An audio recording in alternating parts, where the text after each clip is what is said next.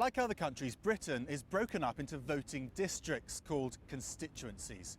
Let's pretend that we have 5 here represented by these 5 glasses.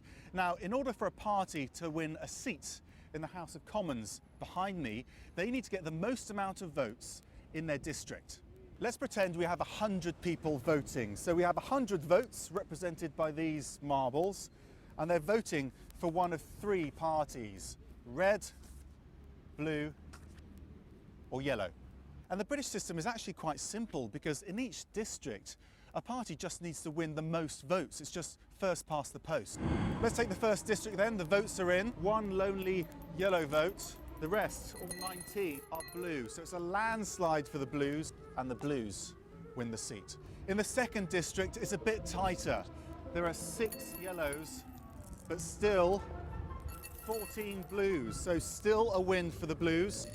They win a second seat. In the third district, it's a bit more mixed up. There are 6 yellows and 6 blues, so they're neck and neck. But the Reds just put them to the post. They get 8 votes. They get the most votes, and the seat goes to the Reds. In the fourth district, it's 5 yellow, it's 7 blue, but it's 8 red this time. Again, the Reds just winning it. They have a second seat. In the fifth and final seat, it's 5 blue, it's 7 yellow, but again, the Reds just come in at the end with 8. So the Reds win their third seat. And this is typically what happens in a British election. You have one party with more than half the seats. They have a lot of power in the building behind me because they can propose laws and they can get them voted through without the support of any other party. It's seen as a stable system. But is it fair? Let's have a look at the votes again.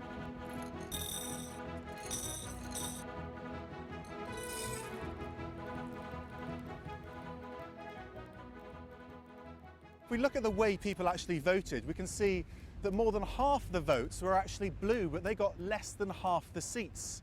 More than a quarter coming second were the yellows, but they didn't get any seats. And the Reds, well, they came third. They had less than a quarter of the votes, and they had more than half the seats. No great surprise then that the yellows don't like this system. They want the system changed, so the number of seats better reflects the number of votes. Now let's consider a different outcome. Consider if this happens. No single party has an outright win. The obvious thing to happen is actually for the Blues or the Reds to do some sort of deal with the Yellows so they do get overall control in the House of Commons. But what would the Yellows want in return? You guessed it. They'd want electoral reform. Max Foster, CNN London.